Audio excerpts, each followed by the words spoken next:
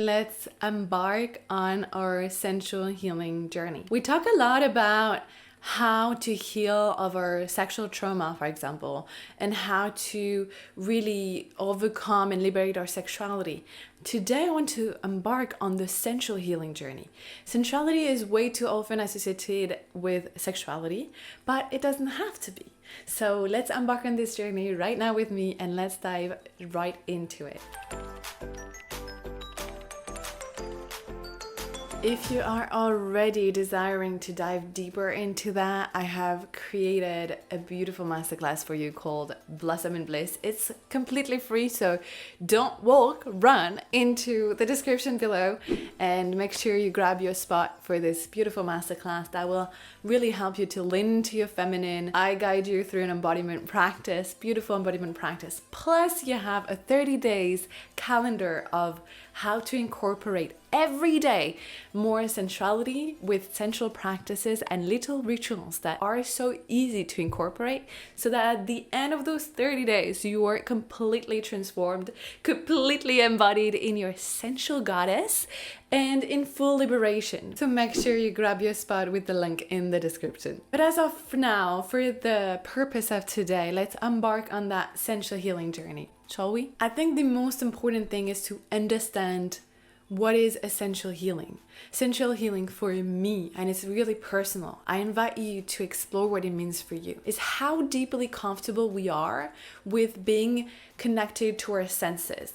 How comfortable we are to be in our bodies and to be flowing with life and allowing ourselves to be sensual, allowing ourselves to be seen as sensual beings. Do you feel comfortable with that? That will give you a great idea of where you are on the journey to sensual healing. It is also a reclamation of your body and your senses. We spend a lot of time in the head, thinking, doing, just achieving, producing. For most people, we spend less time in the body, really feeling, exploring, sensing, receiving life through our senses and through the experience and the felt experience. This is an important journey because it's amazing to be embodied in your goddess. It's amazing to feel liberated. It's amazing to feel sensual. If it's not the point of life to really enjoy the pleasures of life and being fully present and yummy, delicious, of course, that's what we want. And it really supports our personal growth and our well-being. It also supports our health. The fact that we can slow down, plus the fact that when you are in your sensuality, most of the time you are in your parasympathetic nervous system, which is the rest and digest, and not the fight and flight, the survival, the doing and acting and pushing your limits and transcending your limitations. No, that's a more present, relaxed, and of course, we know it's super healthy to tap into that and to be more present. Plus, it's amazing because that part of reclamation of yourself will impact every other area of your life. Then it's important to understand how to prepare for that kind of journey of sensual healing. I think it's super important to be open and in a receiving state where you can actually receive that healing. But in order to do that, you have to feel safe. Safety is top number one thing if you want to heal. Most of the time we don't feel safe as women to be in our sensual self because of everything going on in society, because of slut shaming, because of just maybe being afraid to get attention we don't ask for, or just feeling threatened. We often feel threatened when we are in our feminine being, when we are in our sensuality. It brings up a lot of conditioning, maybe even some trauma, depending on what is your experience with being in your sensual self. For that reason, you really want to learn how to create a safe space for yourself. I would say the most important steps on that journey of sensual healing are first, self-reflection and acknowledgement. Just assess where you are right now. How do you feel? How you feel comfortable and where you want to go. So just being in that intentionality of, okay, I want to explore that deeper. I want to liberate myself. I want to feel more embodied. I want to feel more sexy, juicy, yummy. and see what is your story with that as well. What are the stories that you're also carrying that are not yours? It's either your parents, society, something you learn on social media. I don't know. All the bullshit that is weighting you down, let it all go. The second step will be embracing self-love and self-care, really tending to yourself, making that intentional space for you to be in the exploration of yourself and your journey, and knowing that you matter, you deserve to feel happy, fulfilled, sexy, ecstatic, to be in your orgasmic bliss all the time, most of the time, because life is not just always super sensual and beautiful, but the more you can infuse that, the better. And finally, the third step would be pleasure and joy. So once you have that self-love and tending to yourself, it's the moment where you explore the radiance, the beauty of yourself, and you fully break through all limitations, and you allow yourself to evolve in pleasure, to evolve in joy.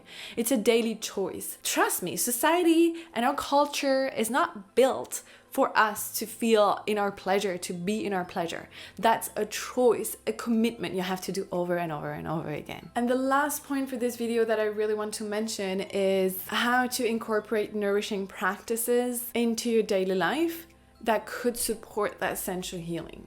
Because if you embark on this journey and it's a one-time thing at one event or one masterclass like Blossom and Bliss, it's amazing. And that's why I created in Blossom and Bliss, you have the whole masterclass. So you have the experience of your sensual self, you have the healing journey. It's going to fully transform you. But then you also have kind of a follow-up plan, because you have your 30 days of incorporating little tiny practices into your daily life. It doesn't have to be anything crazy. It can be the way you do your laundry. If you wash your clothes by hand, for example, I think it's a very essential thing to do. Sensual eating. I have a whole guided practice in Soft and Surrendered, my signature program. You could also check that in the description below if you're interested. It could be meditation, going on walks, yoga, spending time in nature, talking to the plants and the flowers, and adorning yourself, massaging yourself. It can be so many things, but it's important that you feel nourished on that journey. I hope it gives you that desire to explore that, to feel more in your sensual essence, because trust me, this is the most yummy, delicious, exquisite journey of all. This is so delicious and nourishing for your soul, your heart, your feminine essence. To be connected, to be tapped into that. It's part of who we are and why we came here on earth. We're not here to just be working our ass off and create and produce and always be delivering something out of ourselves. We are also here to receive how amazing life can be. We are in this body, in this flesh, bones, and all those organs and ways of feeling to experience this reality through our senses.